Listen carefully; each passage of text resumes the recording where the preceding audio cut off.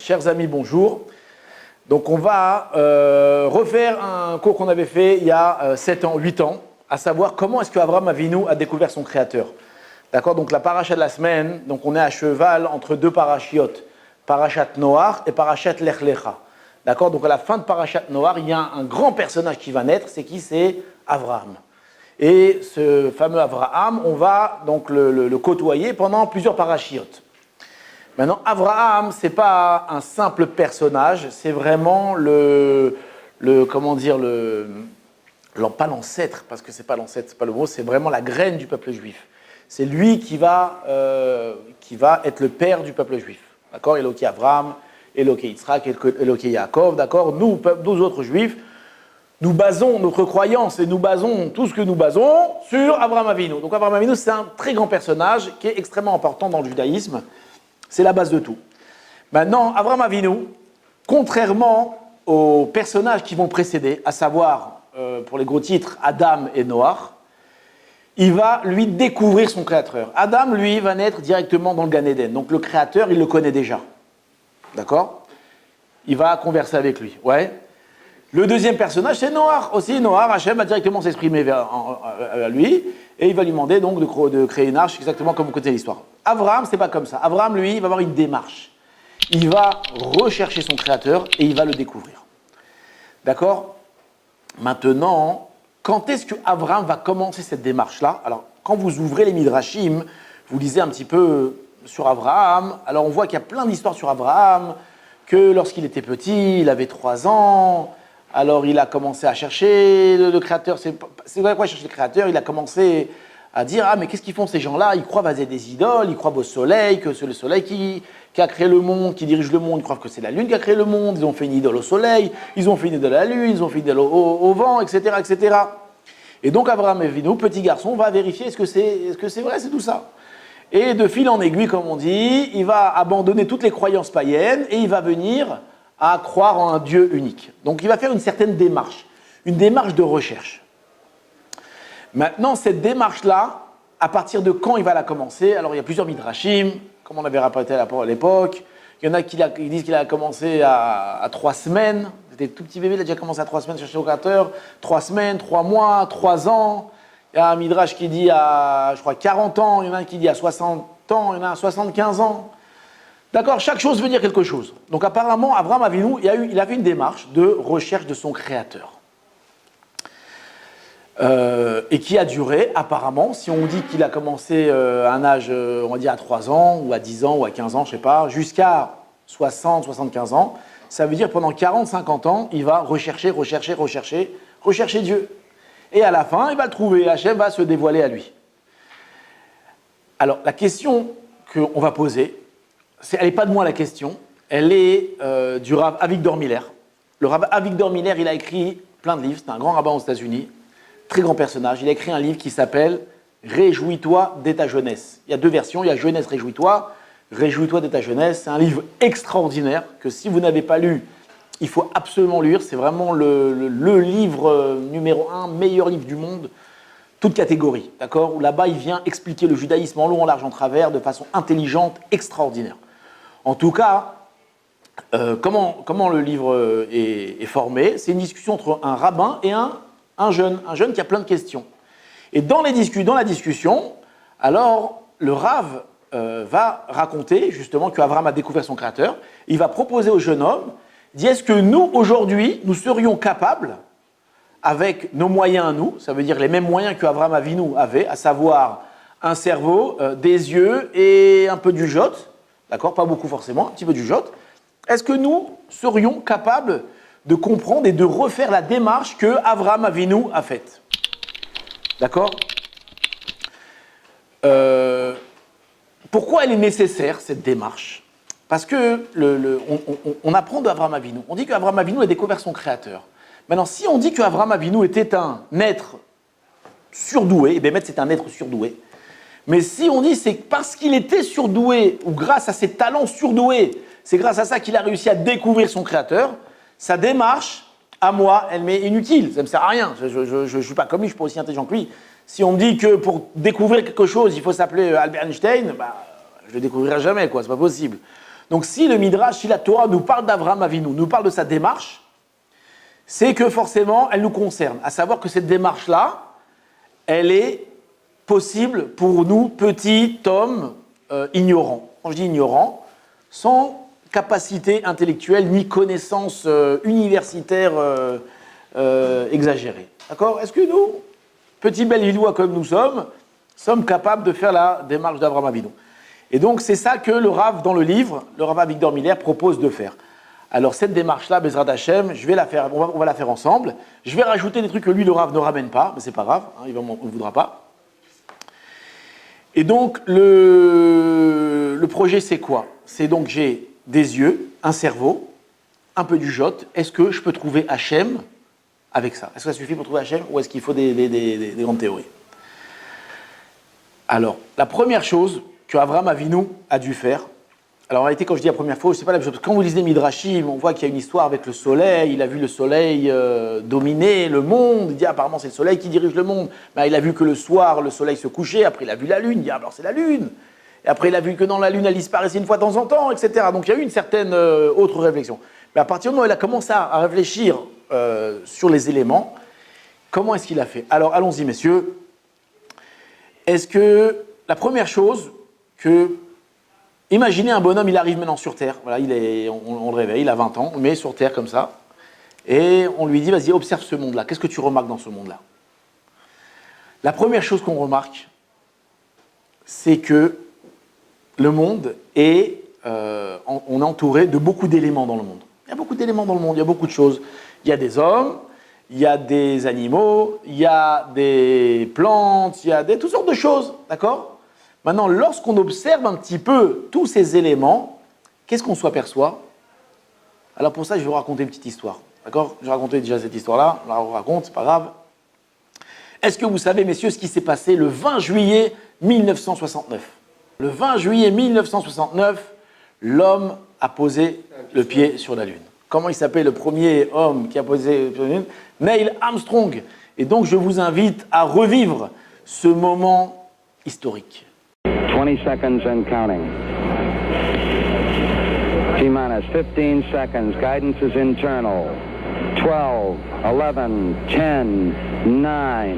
Ignition sequence start. 6, 5, 4, 3, 2, 1, 0. All engine.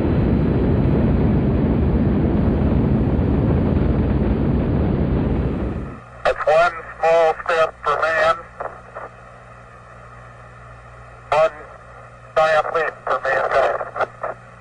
D'accord, nous sommes tous rivés devant notre poste de télévision, enfin non, pas la télé, mais bon, à l'époque, hein, ils regardaient tous la télé, c'était tous devant la télé comme ça, et on voit apparaître à l'écran le module spatial, comment il s'appelait le module spatial? Apollo? Non, Apollo Creed, c'était dans Rocky, c'est pas le même. Apollo, magnifique. Apollo 11, d'accord? Apollo 11, qui fait sa descente sur la Lune. Il atterrit pas, comment on dit, à l'Uni, je sais pas comment on dit. En tout cas, il fait sa descente sur la Lune. Et tout autour de l'appareil, il y a beaucoup de caméras qui sont disposées afin de saisir chaque moment de ce moment historique. Donc le module se pose sur la Lune, ça s'ouvre, une échelle se déroule, et nous voyons apparaître à l'écran la silhouette du capitaine Neil Armstrong descendre laborieusement chacun des échelons.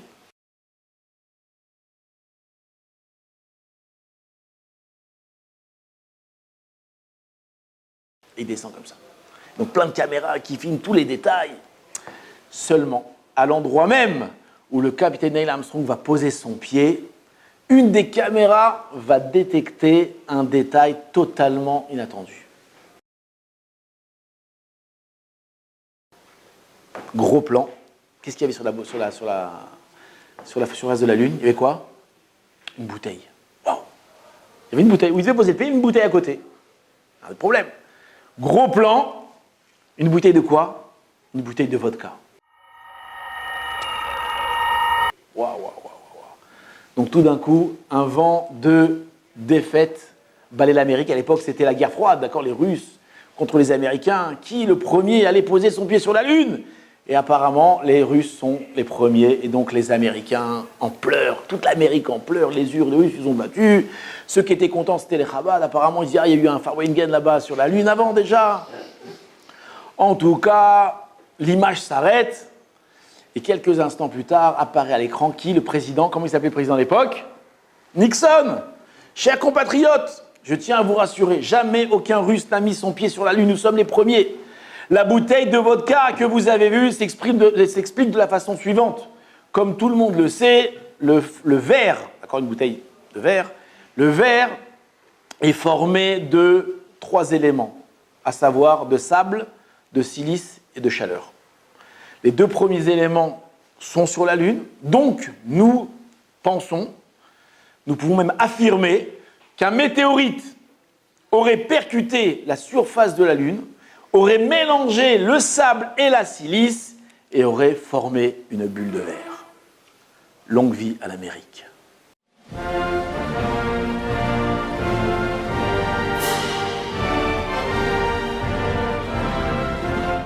Elle vous plaît mon histoire? Ah, ça fait une bonne bouteille, si vous voulez le problème. Bouteille de vodka, où est le problème? Qu'est-ce qu'il y a? Avec écrit vodka, Allez, vas-y, sans écrit vodka, je te le rappelle. Il n'y a pas écrit vodka, d'accord. Hein? c'est tiré par les cheveux quand même. Tiré par les cheveux? Bah, beaucoup, mais Le président Nixon, la NASA. ça veut rien dire. Quoi, ça veut rien dire, mal? La NASA, les grands professeurs, ils ont fait des études. Ils ont eu le bac, ils ont plein d'études, ils ont fait. On n'est même On pas. est sûr de ça que la bouteille. On est sûr de ça, comme ça on raconte.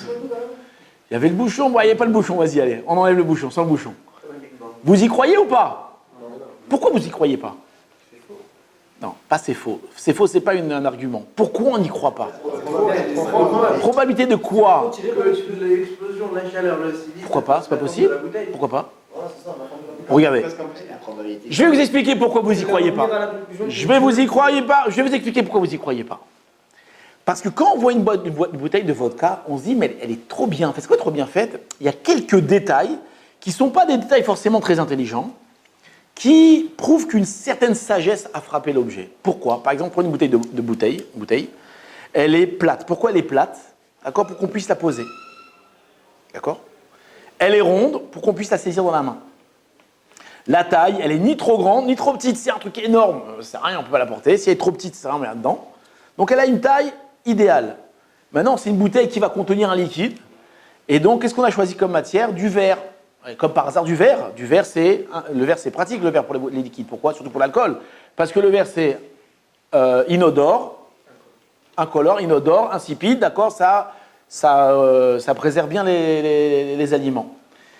Une troisième chose, c'est qu'on voit que la bouteille, vers la fin, elle va se réduire. Pourquoi? Enfin, un goulot, pour pas qu'on puisse verser beaucoup. C'est très ouvert, alors ça se verserait très rapidement. Et donc, c'est fermé au bout. Et encore un petit détail, c'est quand il y a un petit pas de vis. À quoi il sert le pas de vis? À mettre un bouchon. Est-ce que c'est très compliqué de fabriquer une bouteille? C'est pas très compliqué, c'est pas très intelligent. C'est pas mal, mais c'est pas non plus... D'accord, même... Hein? Mais une certaine chorma. Même si elle n'est pas grande, il y a une certaine chorma. Donc, ce qui va me déranger dans cette histoire-là, hein, c'est pas une bulle de verre. C'est vrai que ces bulles de verre, on aurait pu imaginer, bon, une bulle de verre. C'est qu'ici, il y a certains détails qui ne sont pas très grands, qui ne sont pas très importants, mais qui prouvent qu'il y a eu sagesse ici. D'accord? Donc, président Nixon, on ne croit pas à cette histoire-là. Est-ce que c'est une vraie histoire, pas une vraie histoire? Je ne sais pas, il faudrait les voir chercher dans les... En tout cas, ça, c'est l'histoire du monde. C'est l'histoire du monde. Ça veut dire quoi, c'est l'histoire du monde? Le monde, comment, si on a du mal à concevoir qu'une petite bouteille de rien du tout, mais quand je dis une bouteille, c'est rien du tout une petite bouteille. C'est pas une clé USB, c'est pas un ordinateur portable, c'est pas une montre, c'est pas une bouteille, c'est une bouteille. Si une petite bouteille de rien du tout, on n'arrive pas à concevoir qu'elle se soit fabriquée toute seule, qu'elle soit auto-créée, enfin créée toute seule, comment est-ce qu'on peut imaginer que le monde qui nous entoure ait pu se créer tout seul? D'accord? Donc Abraham Avinu, avec un peu de jugeote, pas sans rentrer dans des conceptions philosophiques et scientifiques extrêmement poussées, le simple fait d'observer le monde, on s'aperçoit, en regardant ce qu'on appelle le seder, c'est quoi le seder? L'ordre des choses, qu'ici, il y a sagesse, il y a chorma. D'accord? C'est pas possible que c'est fait tout seul. Je vais vous raconter une petite histoire que je racontais aussi à l'époque. Je la raconte, c'est pas grave, elle est mignonne. Il y a très longtemps, alors ne vous moquez pas de moi quand je vous raconte l'histoire. Il y a très longtemps, il y a eu le conseil annuel des pêchers. Parce que c'est les pêchers, les arbres qui font les pêches. Ouais, ça commence bien comme histoire. Le conseil annuel des pêchers, c'était quoi leur problème? La reproduction de l'espèce. Les pêchers avaient donc des bébés qui étaient apparemment accrochés à leurs petites branches et ils voulaient se reproduire. Le problème, c'est que s'ils laissaient tomber leurs petits bébés à leurs pieds, qu'est-ce qui va se passer? Très rapidement, il y aurait surpopulation. Pourquoi? Parce que, un, il pousse à côté de l'autre, il pousse à côté de l'autre, il pousse à côté de l'autre.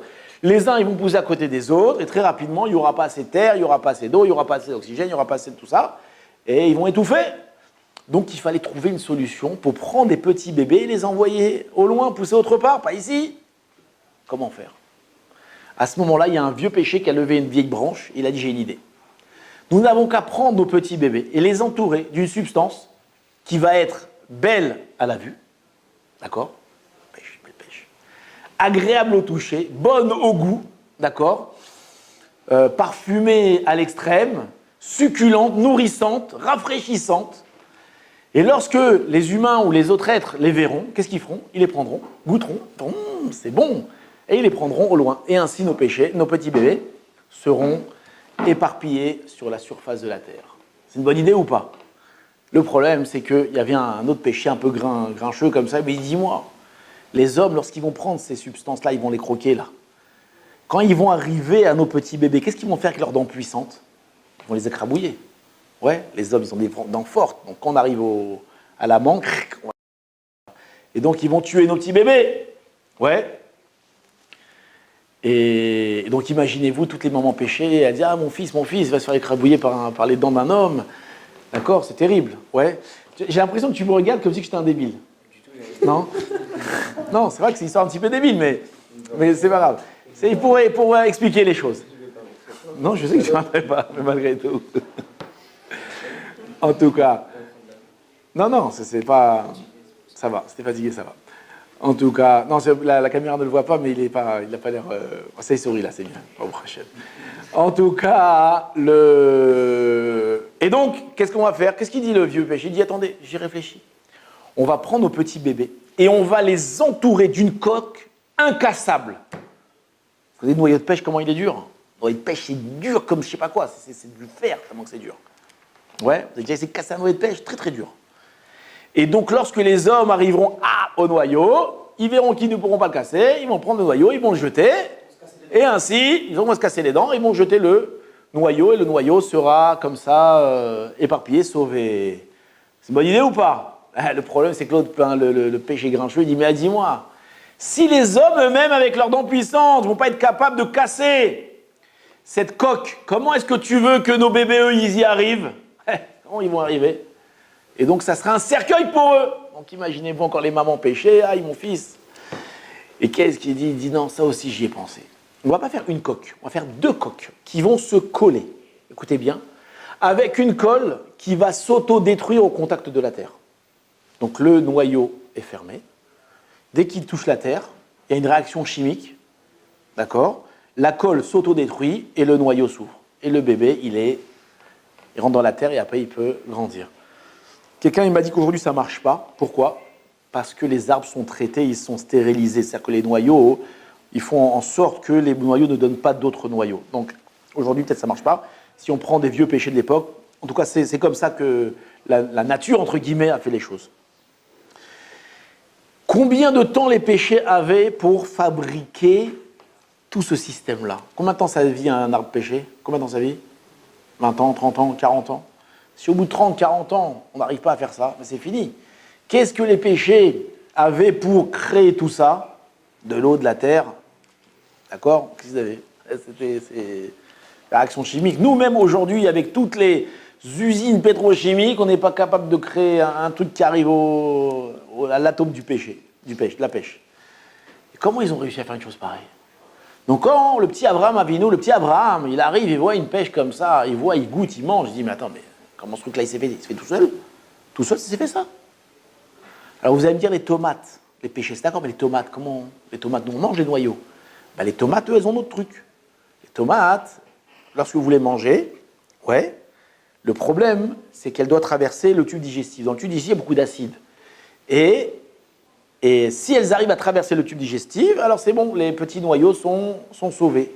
Et bien, les tomates sont entourées d'une substance qui va résister aux attaques acides de l'estomac. D'accord? Donc on voit que les tomates elles-mêmes aussi, elles ont un autre moyen de se reproduire. Et si vous prenez chacun des éléments de la création, les uns après les autres, vous verrez que chacun, il est fait de façon extraordinaire. D'accord? Alors, on veut parler d'évolution, on veut parler de ça s'est fait tout seul, je veux bien, mais comment on peut imaginer que toutes ces choses qui renferment des trésors de sagesse extraordinaires, d'accord? Pas seulement dans la conception, dans le projet, dans comment c'est fait, mais dans la fabrication. Avoir une idée de faire quelque chose, c'est fort. C'est bien d'avoir une idée. Mais ce n'est pas seulement une idée, c'est l'avoir concrétisée. C'est-à-dire chaque élément de la création a su fabriquer son projet, le projet qui va lui permettre de vivre. Et donc Abraham Avinu, lorsqu'il regarde chacun des éléments de la création, il dit mais comment c'est fait ce chose-là? Comment c'est possible? Lorsque vous regardez un être humain, d'accord? Aussi c'est extraordinaire un être humain. Je ne vais pas rentrer dans toute l'anatomie d'un être humain, j'en suis pas capable, je ne suis pas médecin. Mais il y a plein de choses qui sont quand même incroyables. Par exemple, vous regardez les yeux. Où sont placés les yeux? D'accord? Imaginez-vous que l'homme il a été créé tout seul. C'est une explosion et c'est créé tout seul. Où les yeux se sont comme par hasard placés? Où ils sont placés les yeux, messieurs? Ah, vous ne savez pas où sont placés les yeux? Alors, vos yeux sont placés sur la tête. Vous voyez, en haut. D'accord? Pourquoi est-ce que les yeux sont placés sur la tête en haut? Parce qu'imaginez-vous qu'ils étaient placés dans les pieds. Qu'est-ce qui nous arriverait quand on marcherait? Boum, on se connerait. Non, les yeux sont placés exactement où est-ce qu'il faut, à savoir tout en haut, afin d'avoir une vision globale des choses. D'accord? Les oreilles, où est-ce qu'elles sont placées? Elles auraient pu être placées dans les pieds, elles auraient pu être autre part. Non, elles sont placées sur la tête, afin d'entendre en stéréo, de bien entendre. D'accord? Le nez, où est-ce que le nez est placé? Le nez, il sert à quoi? À faire entrer de l'oxygène dans le corps. Où est-ce qu'il est placé, le nez? En hauteur aussi. Parce que s'il avait été placé dans les pieds ou plus bas, qu'est-ce qu'on aspirerait toute la journée? La poussière de la terre. On marcherait, on montrait de la poussière et on l'absorberait. Ce serait terrible. D'accord? Non, le nez, il s'est détaché un petit peu des pieds afin justement de ne pas s'asphyxier. D'accord? Quand on regarde, c'est extraordinaire quand même. La bouche, d'accord? La bouche qui nous sert à parler, qui nous sert à manger, d'accord? Elle nous sert aussi à quoi? Donc à parler, à manger. Elle nous sert aussi à respirer. Mais en réalité, tous ces éléments-là, ils ne sont pas liés forcément. La voix, lorsque je vous parle, comment ça marche la voix? C'est des cordes vocales, mais ces cordes vocales, elles ne sont pas forcément liées à la respiration. Et extraordinairement, les cordes vocales, où est-ce qu'elles sont placées? À l'endroit même qui va permettre à ces cordes vocales comment dire un mot en français, non, résonner exactement. D'accord? La voix, c'est elle qui va permettre aux cordes vocales de résonner. D'accord? C'est extraordinaire, les cordes vocales, elles auraient pu être autre part. Non, elles sont placées exactement à l'endroit où l'air passe. Etc., etc., etc. Et donc, lorsqu'on analyse un être, on se dit, c'est incroyable, c'est extraordinaire, comment cette chose-là, elle s'est fait tout seul? Ça, c'est la première réflexion qu'on peut avoir. Amusez-vous et mettre le Rambam là-bas dans Ilchot Deot, dans un autre endroit, Ilchot Talmud Torah, il dit il y a deux moyens de comprendre, pas de comprendre, d'atteindre son créateur, de connaître son créateur et d'arriver à l'aimer. Il y a deux façons. La deuxième façon qui ramène dans Ilchot Talmud Torah, dans le Talmud Torah, c'est d'étudier la Torah. Mais la première chose, qu'est-ce qu'il dit le Rambam? De l'idbonen, de réfléchir dans la création. Lorsque tu vas commencer à analyser chaque élément de la création, tu vas voir qu'il y a un créateur. C'est impossible, c'est fait tout seul ça. Impossible. Maintenant, donc ça c'est la première réflexion qu'on peut avoir. Amusez-vous, quand vous baladez, amusez-vous à analyser les choses. Par exemple, un autre exemple, regardez les petites fleurs. D'accord? Les fleurs qu'il y a dans les arbres, les fleurs qu'il y a dans les prés. Vous savez que les fleurs aussi, elles se reproduisent. D'accord? C'est ce qu'on appelle dans les cours là-bas, c'est la reproduction des asexués. D'accord? Donc il y a aussi un papa, il y a aussi une maman, pareil. Il y a la petite graine qui va du papa à la maman. Mais comment ils font pour faire passer la graine d'un à l'autre? Les abeilles. C'est extraordinaire. Ça veut dire que quoi? Que la fleur, c'est un végétal. Elle a réussi à faire un deal avec une abeille qui est un animal, d'accord, pour qu'elle fasse l'agence matrimoniale. Enfin, pas la femme qui accouche, qui fait les enfants. D'accord? Donc, qu'est-ce qu'elle fait l'abeille? Elle arrive chez le papa, elle prend les petites graines, elle va chez la maman, elle lui donne les petites graines. D'accord? Maintenant, pourquoi elle fait ça gratuitement, l'abeille? Pas du tout, elle va te payer. Donc, qu'est-ce qu'elle dit, la fleur à l'abeille? Qu'est-ce qu'elle dit, la fleur à l'abeille? Qu'est-ce que t'aimes, toi? T'aimes quoi? T'aimes le pollen? Ok, vas-y, viens, je te donne du pollen. Qu'est-ce qui est beau, la fleur du pollen? Donc, ça veut dire que la fleur sait, quand je dis sait, je ne sais pas si elle le sait, mais ce que l'abeille aime, elle va lui créer, l'abeille va venir le prendre, et elle va lui permettre donc à cette fleur-là de se reproduire. D'accord? C'est extraordinaire. Là, j'ai lu un article où ils disent que si demain il n'y a plus d'abeilles, alors ça coûterait des centaines de milliards d'euros pour polliniser toutes les plantes, quoi. C'est-à-dire que les abeilles, c'est elles qui font vivre le monde. Sans les abeilles, ce serait terrible. D'accord? C'est quand même incroyable. Donc comment on peut s'imaginer qu'une chose pareille s'est fait tout seul? Il y a un céder extraordinaire. Donc ça, c'est la première, j'ai déjà dit 3 fois, je le répète, première réflexion qu'on peut avoir. Maintenant, vous allez me dire, ok, je suis d'accord, il y a un créateur, mais qui nous dit, attention, elle est très violente la question que je vais vous dire, d'accord? Comprenez-la bien, qui nous dit qu'il y a un seul créateur? Peut-être qu'il y a plusieurs créateurs.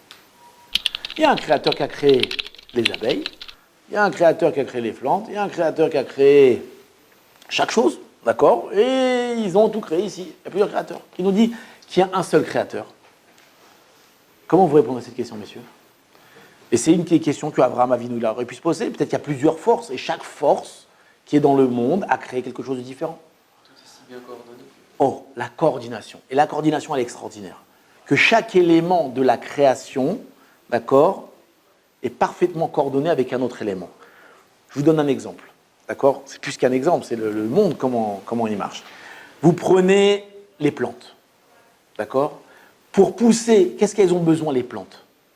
Elles ont besoin de lumière pour faire ce qu'on appelle la photosynthèse, ouais. Elles ont besoin d'eau et elles ont besoin d'air. D'air, je crois que le dioxyde de carbone qui fait la photosynthèse, je ne sais pas exactement comment ça marche. En tout cas, on a une certaine atmosphère. D'accord? Maintenant, donc elle a besoin d'eau, la plante, pour pousser. D'où vient l'eau? D'où vient l'eau? Des nuages.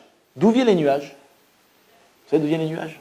De l'air qui se crée, enfin de l'évaporation de la mer. Ça y est, la mer. D'accord? Le soleil chauffe. Ça s'évapore et ça crée des nuages. D'accord?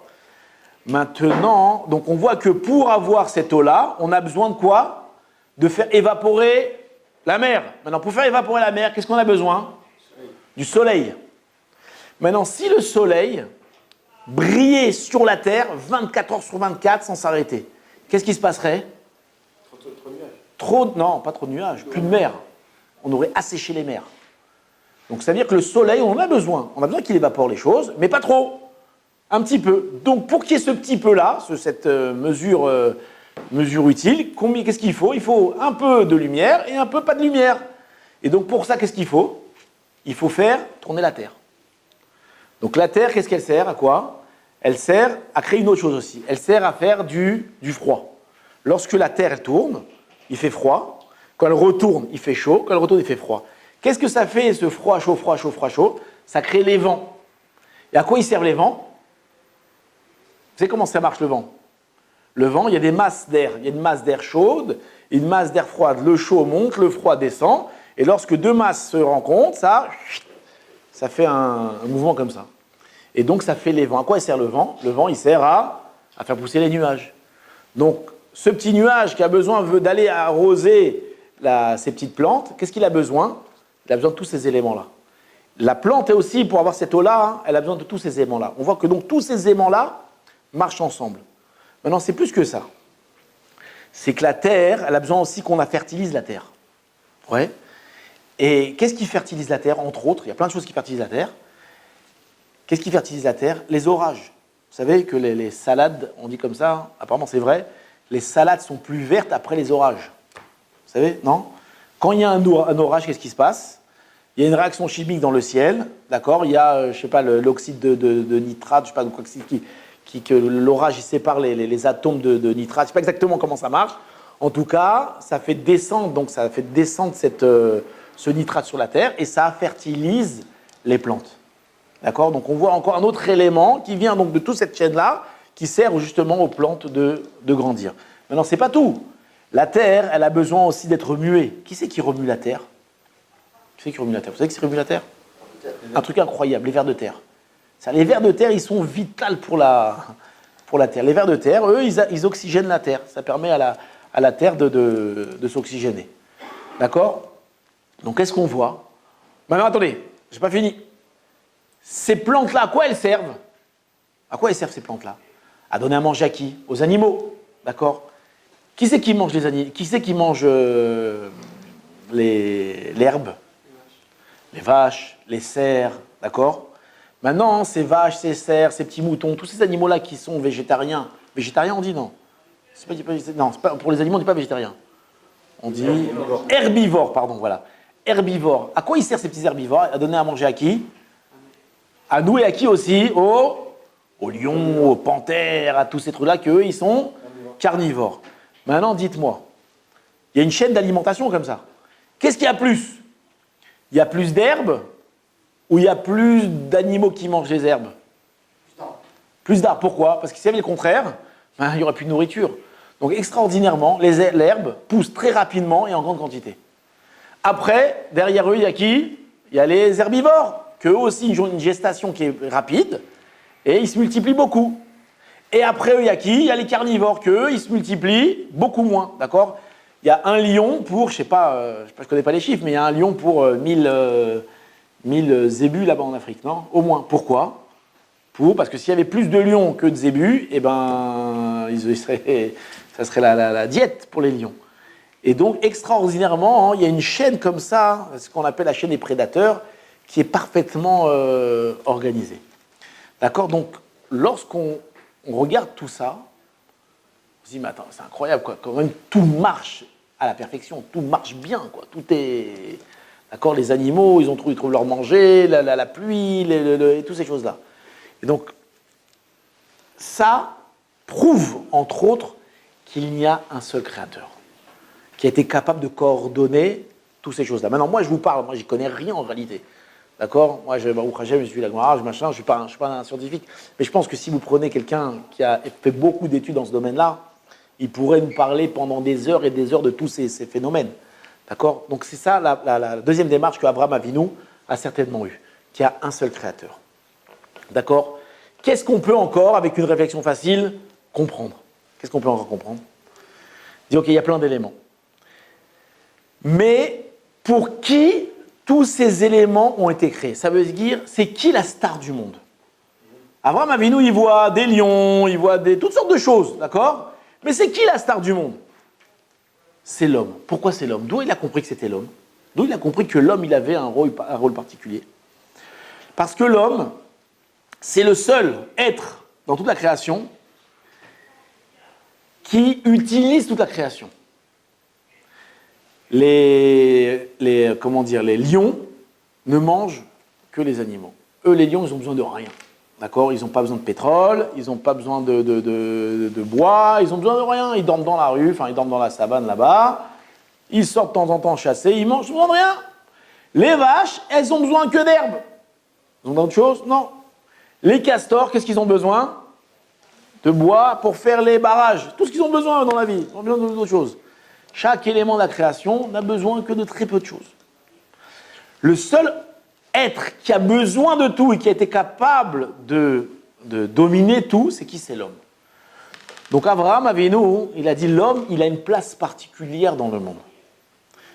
Deuxième réflexion qu'on peut avoir vis-à-vis de l'homme, c'est que l'homme, il a contrairement à tous les autres animaux, tous les autres êtres, il a une faculté que personne n'a, à savoir il est capable de parler. D'accord? Les animaux, est-ce qu'ils parlent ensemble, entre eux? Pas entre les animaux? Peut-être que oui, peut-être que non, je ne sais pas. En tout cas, même s'ils parlent entre eux, ils n'ont pas un système de communication comme nous on a. Nous, on est capable de parler, de raconter, d'exprimer des choses incroyables. Ouais, mais est-ce que les animaux, ils ont un langage qui est très sophistiqué? Peut-être, mais pas autant que le nôtre. Pourquoi? Parce qu'on voit que justement, c'est la force du langage qui a permis à l'homme de créer tout ce qu'il a créé. D'accord? Justement, qu'on est capable de communiquer entre nous, C'est pour ça qu'on a été capable de créer toutes ces choses-là. Donc on voit que l'homme, lui, il a une place particulière, et il a non seulement une place particulière, mais il a aussi des capacités particulières. Donc il a compris que la star du monde, c'est qui? C'est l'homme. Maintenant, Abraham Avinu, je ne vais plus vite parce qu'on n'a pas beaucoup de temps, continue dans la démarche. Il dit, ok, donc il y a un créateur unique qui a créé tout ça et qui a créé l'homme de façon particulière. Oui. Maintenant, pourquoi est-ce qu'il a créé cet homme-là? Ça veut dire quoi? Pourquoi? Est-ce qu'il a créé pour son bien ou pas pour son bien? Qu'est-ce que le Créateur veut de moi? Est-ce qu'il me veut mon bien ou pas? La vie, messieurs, elle est belle ou elle n'est pas belle? Quelqu'un pessimiste vous dira que la vie, elle n'est pas belle. D'accord? Il a plein de problèmes dans la vie. Il y a les impôts, d'accord? Il y a sa belle-mère, il y a un million de choses, d'accord? Son patron qui l'embête. Il y a un million de choses. En réalité, tous ces problèmes-là, qui nous rendent la vie, entre guillemets, pas belle, d'accord, c'est que ce sont des éléments extérieurs. C'est nous on est rentré dans des galères. Mais à l'origine, le monde, il est beau, le monde est agréable. Le créateur de ce monde-là a créé un monde qui était agréable. Lorsqu'on se lève le matin, on est à la campagne, on se lève le matin, on voit un paysage. Comment il est paysage? Est-ce que c'est un paysage lunaire qui est avec des cratères, tout gris, tout... Pas du tout, c'est beau. Il y a la mer, les plantes, les petits oiseaux, c'est très très joli. Quand on veut dessiner quelque chose de beau, qu'est-ce qu'on dessine? La nature, un paysage. Paysage, c'est beau. Donc, le Créateur a créé une création qui est belle. D'accord? Les animaux, ils sont beaux. D'accord? À part certains animaux qui sont un petit peu laids comme ça.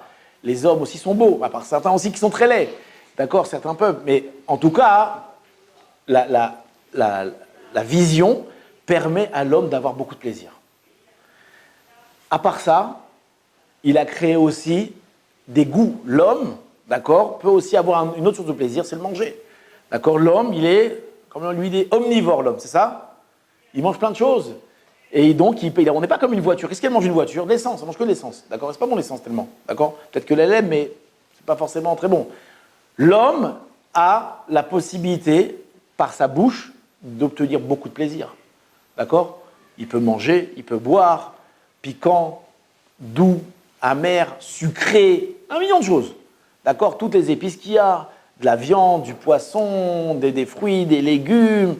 Donc on voit que l'homme, le Créateur, a donné à l'homme beaucoup de possibilités d'avoir plaisir avec le goût. D'accord? Les oreilles aussi. Les oreilles, c'est une source de plaisir extraordinaire. D'accord? La musique, toutes ces choses-là, de pouvoir parler avec des gens, de converser, c'est aussi une source de plaisir. D'accord? La parole, c'est extraordinaire, la parole. Quelqu'un qui ne parle pas, qui a du mal à s'exprimer, c'est très difficile. Nous, on a la possibilité de s'exprimer, on a la possibilité de parler, on a la possibilité de dire des choses. D'accord? On a la possibilité de réconforter ou de se faire réconforter.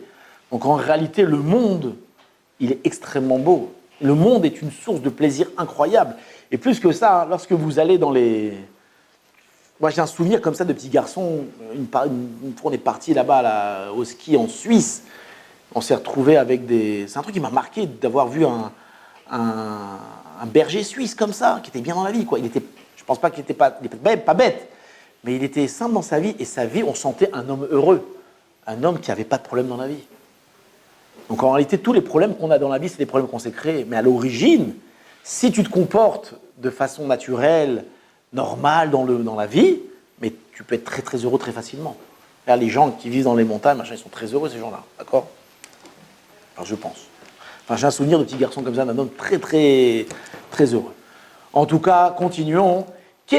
Donc ça, c'est une réflexion qui est très facile à avoir. Qu'est-ce qu'on peut encore réfléchir? Donc, il y a un créateur unique, d'accord, qui a mis l'homme au centre de sa création. Il veut que ces créatures profitent, d'accord, il veut leur bien. D'accord? Maintenant, il y a une autre chose qu'on peut remarquer. C'est la capacité intellectuelle des hommes. D'accord? Aujourd'hui, on a tendance à vouloir dire que nos pères, enfin, quand je dis nos pères, les pères de l'époque, c'était des abrutis, c'était des gens ignorants qui ne connaissaient rien. C'est faux. Les hommes ont toujours été intelligents. D'accord? Il y a toujours eu de l'intelligence. Plus que ça, les grands philosophes, grecs et tout ça, ce ne sont pas d'aujourd'hui, c'est l'époque. D'accord? Tous les Aristotes et tous ces gens-là, c'était des gens qui ont vécu à 2000-2500 ans. Donc on voit qu'il y a 2500 ans, les gens étaient capables de réfléchir à des problèmes philosophiques extrêmement poussés qu'aujourd'hui on n'atteint pas, quoi. Donc on voit que l'homme, il a toujours été intelligent. Et donc Abraham Avinu, la question qui peut se poser, pourquoi est-ce que le Créateur m'a doté d'une sagesse et d'une intelligence aussi puissante? L'homme, il a une sagesse, il a une puissance extraordinaire en réalité. D'accord? C'est sûr qu'on a évolué, ça veut dire que chacun, il a continué la sagesse de la génération précédente. Mais l'homme, il a des capacités de faire des choses qui sont incroyables. Là, dernièrement, enfin, il y a 15 ans ou 20 ans, ils ont créé, vous avez vu là, en Suisse, là, le truc, là, comment il s'appelle, là, le CERN, le réacteur nucléaire, là, ils ont créé un truc de fou, quoi. On ne sait même pas à quoi ça sert, tellement que c'est compliqué. D'accord? Ils ont créé un endroit qui est plus chaud que l'endroit le plus chaud de l'univers. Ouais, comment ils ont fait un truc pareil? Des réactions atomiques incroyables. L'homme, avec son cerveau, il était capable de créer des choses pareilles. Et aujourd'hui, avec les ordinateurs, on a créé des trucs incroyables. À l'époque d'Abraham, il y avait son pareil. Ça veut dire que ce n'était peut-être pas des ordinateurs, mais il y avait des choses très intelligentes, des gens qui étaient très intelligents. Pourquoi? Et ça, c'est une question qui commence à toucher de l'ordre de la spiritualité. Et là, Abraham, il a dû commencer à se poser des questions. Il dit, pourquoi est-ce que le Créateur m'a créé, moi, homme, avec une sagesse aussi forte, aussi puissante? À quoi ça sert? Pourquoi à quoi ça sert? C'est-à-dire qu'on a 10 ans, 15 ans, on est un peu bébête, ouais, on est un petit peu jeune, comme ça, on est un peu bébête, et on commence à ouvrir les yeux vers 20 ans, 22, 23 ans, on commence à réfléchir sur les choses, d'accord? Et on va commencer réellement à profiter de sa vie vers 30 ans. Pourquoi? Parce qu'on a vraiment toutes nos capacités intellectuelles, on va commencer à réfléchir, mais au bout de 30, 40 ans, ça y est, c'est fini. On vieillit, et à partir de 70 ans, on va commencer à rendre l'équilibre, comme on dit. Et on rend et 70, 75, 80, ça y est, 80 ans, on n'a pratiquement plus aucune capacité. 90 ans, Birklal, on est déjà sorti de ce monde. Donc Abraham Avinu, il a dû se poser la question, il dit, je ne comprends pas. On est intelligent, et on est intelligent de plus en plus, jusqu'à qu'on arrive à un moment où on a atteint des niveaux d'intelligence extraordinaire, et là, hop, qu'est-ce qui nous arrive? On s'en va, on meurt. Je ne comprends pas à quoi ça sert. Pourquoi nous avoir créé aussi intelligents si on ne peut pas utiliser cette intelligence-là? On est limité. Le Créateur aurait dû nous donner un petit peu d'intelligence, un peu pour chasser, un peu pour 2-3 trucs, quoi. Pourquoi nous donner la capacité de réfléchir de façon incroyable? Ouais. Ça aussi, c'est une autre réflexion qu'on peut avoir. Mais pourquoi on est aussi intelligent? À quoi ça sert? À quoi ça sert? D'accord? On va devoir s'arrêter là, parce qu'il est 7 heures, mais il y a encore un petit peu à compléter. Peut-être demain, peut-être après-demain, peut-être un autre jour. En tout cas, vous avez compris ce qu'on a voulu dire? En ouvrant les yeux et en réfléchissant simplement sur les choses, on peut rapidement arriver à la connaissance de son Créateur.